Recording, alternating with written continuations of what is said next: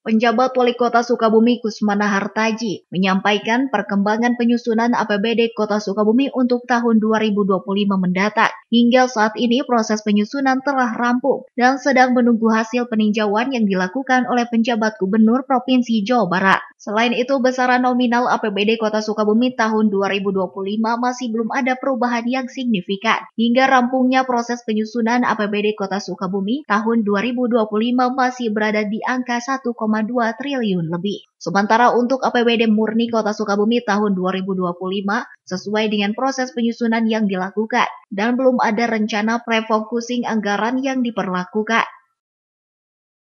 Alhamdulillah perkembangannya sudah di Pemprov dan saya juga terus ikut mengawal ya. Mungkin setelah kemarin paripurna dan setelah kita serahkan paling lambat 15 hari. Dan insya Allah Januari itu memang Alhamdulillah 2025 sudah bisa berjalan. Besarannya berapa? Besarannya 1,2 triliun sekian lah kalau tidak salah ya. Pendapatannya 450 miliar gitu ya. Jadi kemarin sudah tapi mudah-mudahan juga ada, mudah-mudahan DBH saya berharap ada dana bagi hasil yang bertambah gitu ya agar juga lebih meningkat.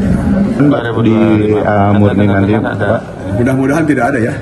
Sejauh ini belum ada? Ya, belum ada. Nanti mungkin ada penyesuaian, tapi kelihatannya juga kita akan menyesuaikan dengan visi misi nanti wali kota terpilih ya. Dari Kota Sukabumi, Sofwan Julfikar, Tim Liputan MGS TV melaporkan.